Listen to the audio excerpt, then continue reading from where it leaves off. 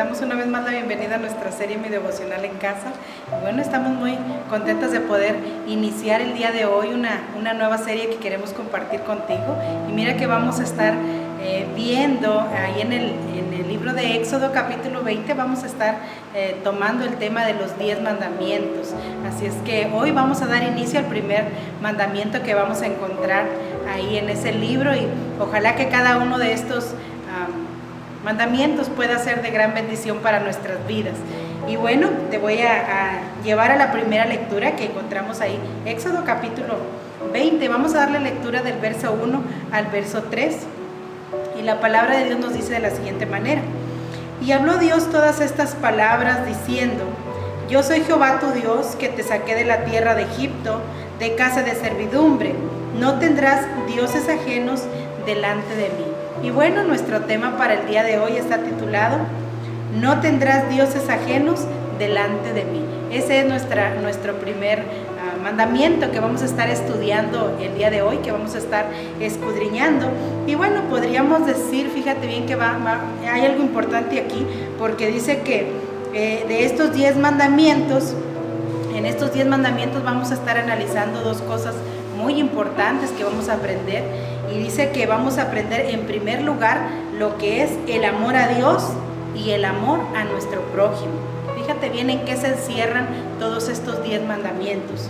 Dice dos puntos importantes que vamos a estar analizando: el amor a Dios y el amor hacia nuestro prójimo. Y fíjate que nuestro Señor Jesucristo resumió estos 10 mandamientos en dos. Y yo por eso te decía que en estos 10 mandamientos vamos a encontrar muy claro y muy importante lo que es el amor a Dios y el amor al prójimo, porque es lo que Jesús nos dijo en Mateo capítulo 22.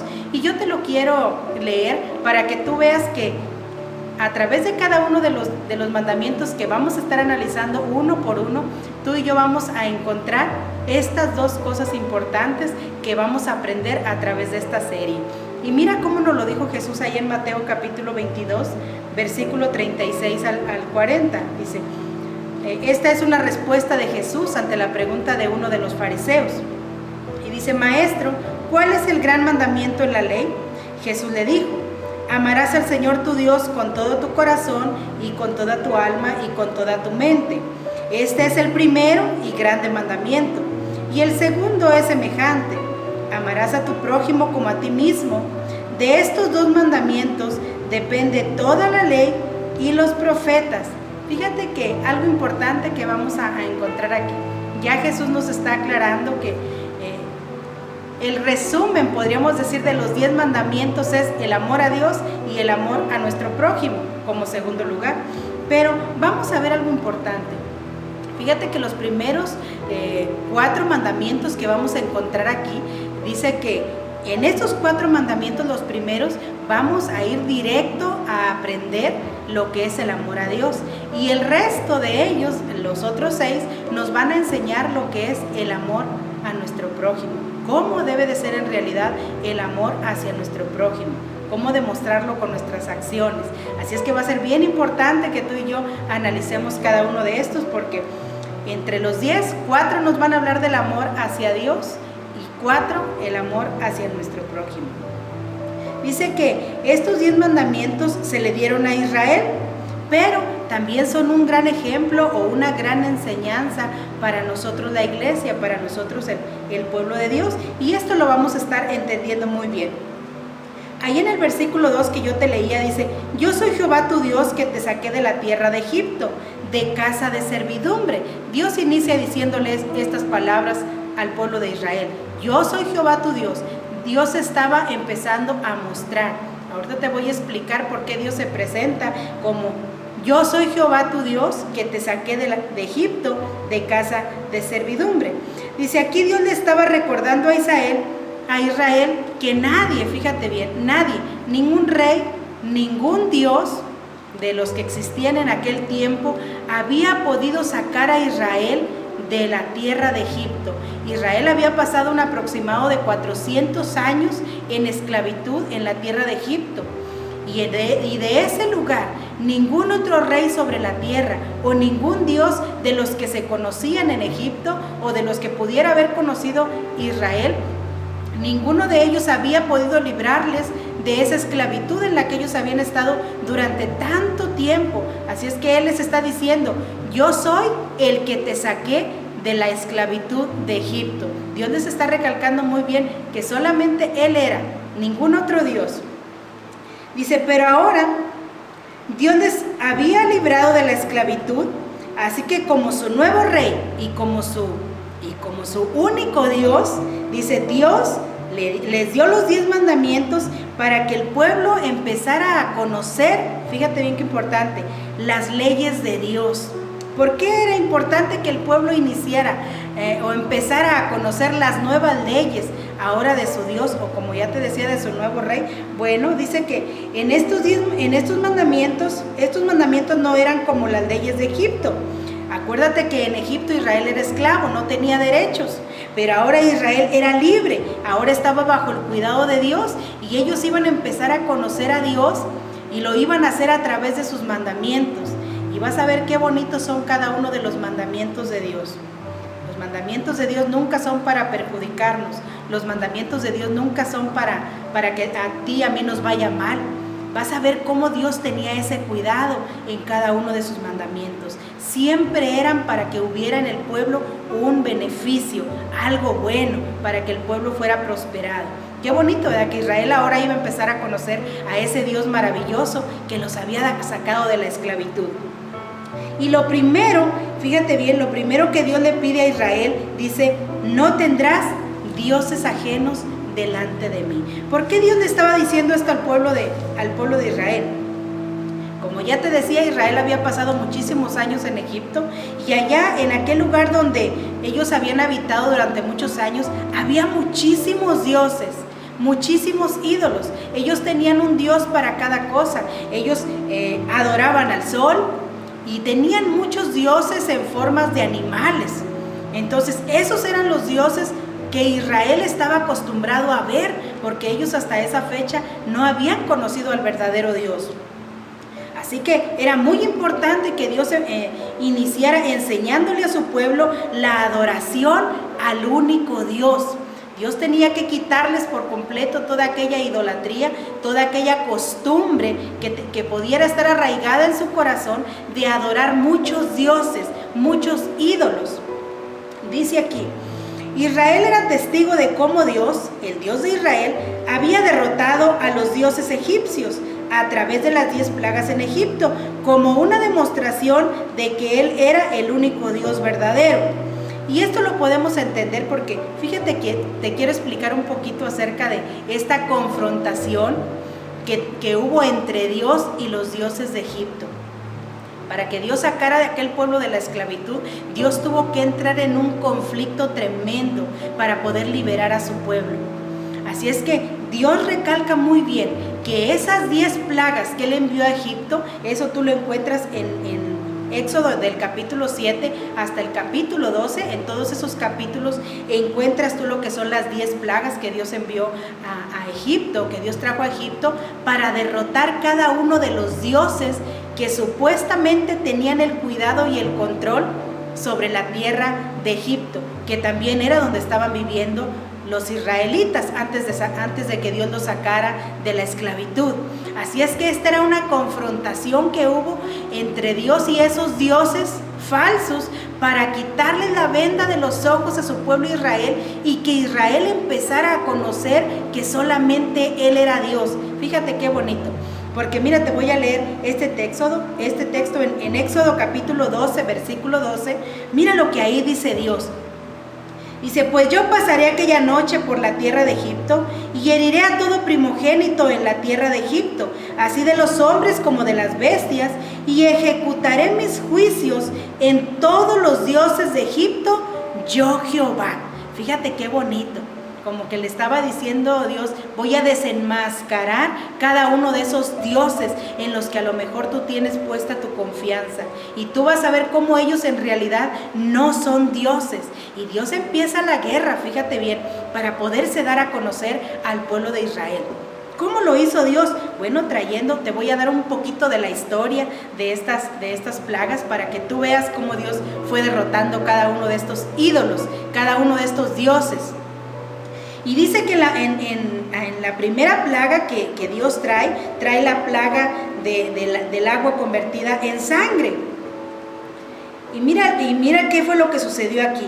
Dice que el agua del río Nilo se convierte en sangre, derrotando al Dios que tenía nombre titulado Num. Fíjate bien que este Dios se supone que era guardián del río Nilo. Todo Egipto conocía a este ídolo como que era el protector del río Nilo. ¿Quién más estaba ahí? Dice el dios Apis, responsable de la crecida del río. O sea, que se supone que cada vez que al río le faltaba agua, este Dios era el responsable de que este río llevara la suficiente agua para que hubiera suficiente agua para todos y la tierra de Egipto fuera muy fértil. Pero cuando Dios le manda a Moisés y le dice, ve y que el agua se convierta en sangre, ¿dónde estaban esos dioses en ese momento? ¿Dónde estaba este Dios que era el responsable a los ojos de aquel pueblo de proteger el río? ¿Por qué no pudo hacer que Moisés, que Dios no interviniera a través de las manos de Moisés y se convirtiera aquella agua en sangre? Imagínate qué vergüenza para todos aquellos adoradores. No pudo detener el poder de Dios y se convirtió todo el agua en sangre, y dice que los egipcios duraron días sin poder beber agua, porque todo el agua de los estanques, de los pozos y de los ríos era pura sangre. Y Dios estaba derrotando a este Dios que supuestamente era el responsable de cuidar el río. Después Dios envía la plaga de las ranas. Y mira qué curioso esto, porque dice que era una diosa la responsable de guardar este control en las ranas.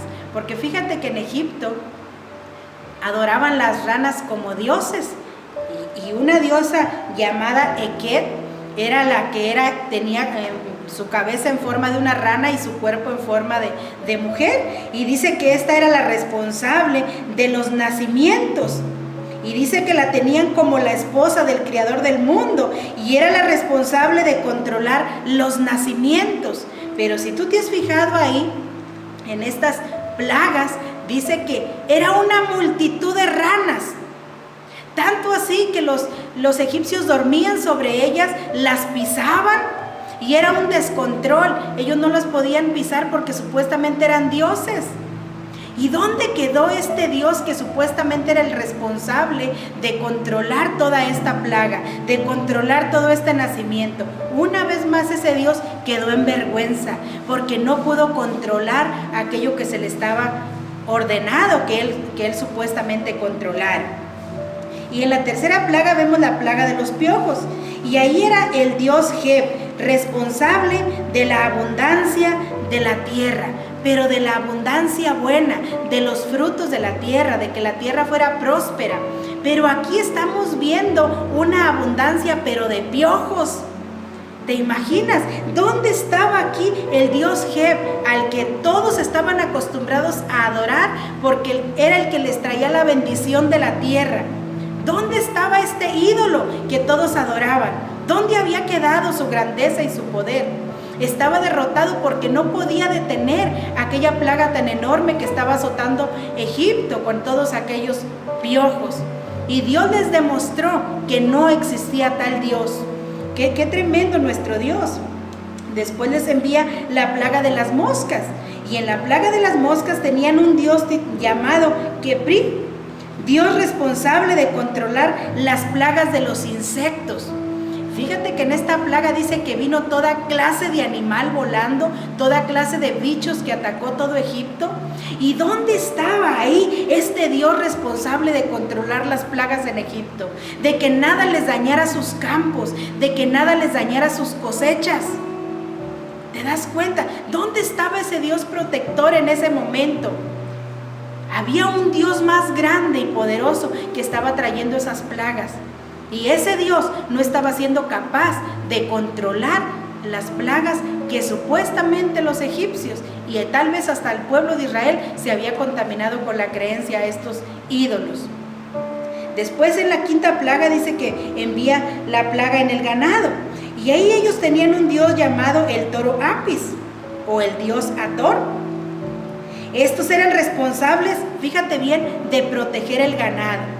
Pero cuando Dios le dice a Moisés, voy a herir todo el ganado de Egipto, para que ellos se den cuenta que la vida de su ganado y que la vida de todas las bestias que ellos tienen no están en las manos de ese famoso dios Apis o ese famoso dios Hathor, sino que está en mis manos y ellos no van a poder detenerlo, aun cuando tengan a ese ídolo para proteger sus ganados. Dice que fue una mortandad grande, de manera que aquellos egipcios no pudieron detenerla.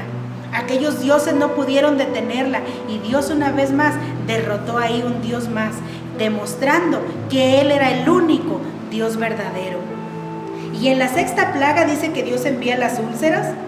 Y los egipcios dice que tenían altares donde sacrificaban personas y animales, y esas cenizas que quedaban en los altares, ellos las esparcían al aire, y ellos tenían una creencia que toda esa ceniza bendecía a la gente. Fíjate bien. Pero dice aquí la Biblia que cuando Dios le dice a Moisés, ve y toma ese polvo y espárcelo, y va a causar úlceras, no va a traerles bendición, sino que va a provocar úlceras que van a dañar el cuerpo de los egipcios, que van a dañar el cuerpo del pueblo. ¿Dónde estaba ahí? Fíjate bien, aquel Dios llamado Tot, Dios responsable del conocimiento médico y de la diosa Isis, capaz de resucitar. ¿Dónde estaban esos ídolos para que detuvieran aquellas úlceras malignas que estaban viniendo al pueblo de Egipto? ¿Dónde estaban sus dioses protectores? Estaban siendo derrotados uno a uno por el verdadero Dios. Qué hermoso es esto. Y en la séptima plaga dice que tenemos la plaga del granizo. Y ahí ellos tenían el dios Nut, dios del cielo, y otro dios llamado Su, dios del aire. El dios Set, que era un dios que controlaba las tormentas. ¿Dónde estaba el Dios capaz de detener los aires? El Dios capaz de detener las tormentas. ¿Dónde estaban los dioses capaces de protegerlos de las tormentas que venían en el cielo y en los aires, en los que ellos tenían su confianza y su esperanza? Y le dijo Dios a Moisés, trae el granizo y trae esa fuerte tormenta sobre Egipto, y van a conocer que solamente yo soy Dios. Y mira, en la octava plaga dice que les envió la plaga de la langosta, y ahí tenían ellos un dios llamado Anubis, guardiana de los campos, y Osiris, dios de la agricultura. ¿Dónde estaban esos dioses cuando llegaron todas aquellas plagas a Egipto y no pudieron controlar de que devastaran por completo a Egipto y no quedara ninguna planta verde? ¿Dónde estaban aquellos ídolos protectores de su ciudad? En la novena plaga encontramos la plaga de la oscuridad, y allí ellos adoraban al dios Sol, el dios Ra le llamaban ellos. Así es que duraron 3 días en oscuridad, 3 días en tinieblas. Y Dios les dijo, ¿dónde está aquel en el que tú tienes puesta tu confianza? ¿Dónde está el Dios que supuestamente te da luz, que te ilumina tus días? ¿Dónde está tu Dios Ra al que tú adoras?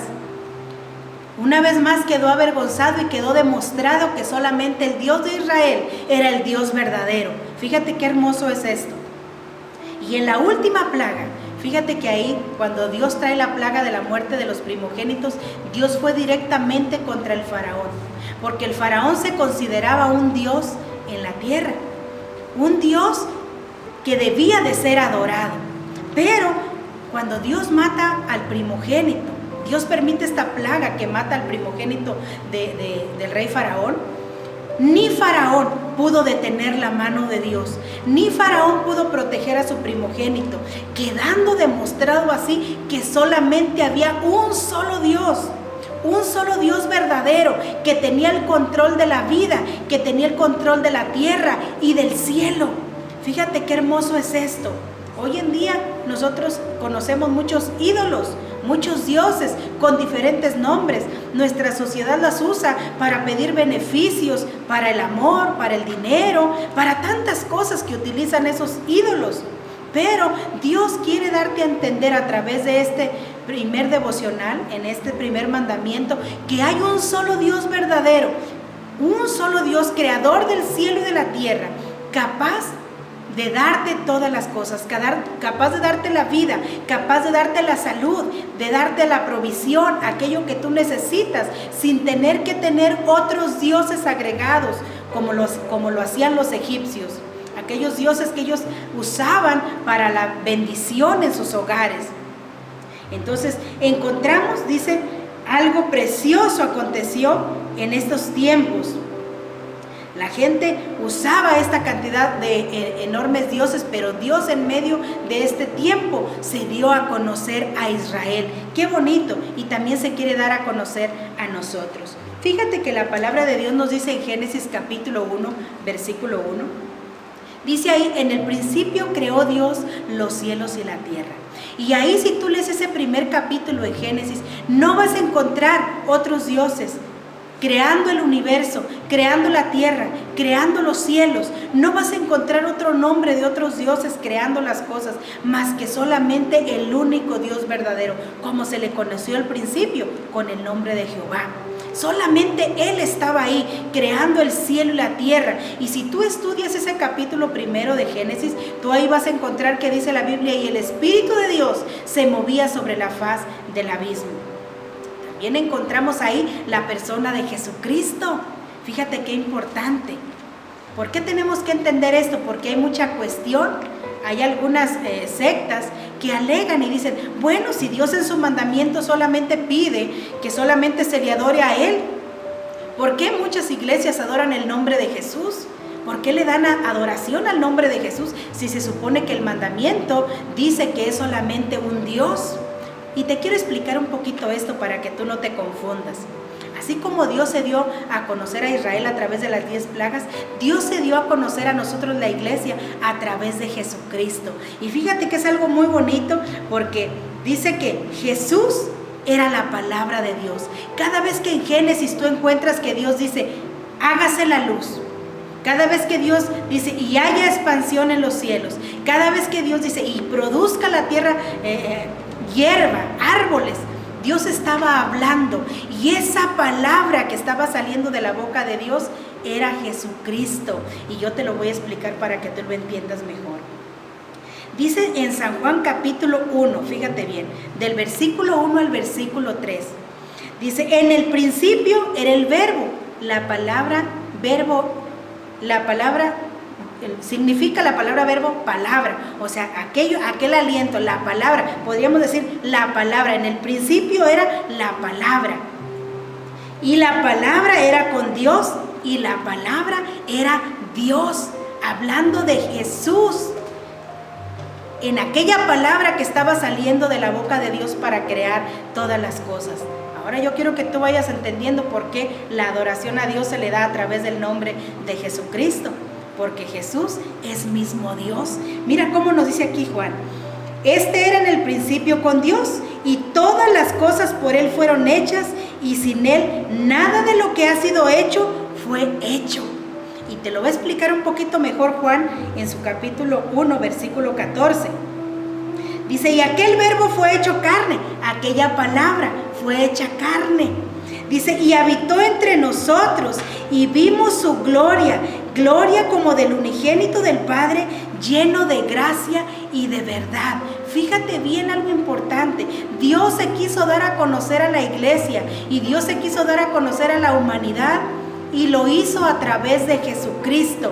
Así como yo te explicaba cómo lo hizo al pueblo de Israel a través de las plagas, venciendo y derrotando a cada dios, acá nos lo dio a conocer, o se dio a conocer a través de Jesucristo. Cuando Jesús viene a la tierra y nace aquí, y entonces dice, y aquella palabra se hizo carne y habitó entre nosotros, y Él nos vino a dar a conocer a ese único Dios verdadero, a ese dador de la vida, a ese dador de todas las cosas, al Dios verdadero. Vino y nos lo mostró a través de Jesucristo. Qué bonito es esto. Ojalá que tú lo puedas estar entendiendo. Dios prohíbe la adoración a ídolos, pero no al Hijo, déjame aclararte, porque el Hijo, dice aquí, el Hijo Jesucristo es la palabra de Dios hecha carne. Ah, qué hermoso es esto. Dice Deuteronomios capítulo 4, verso 39. Mira qué importante esta cita.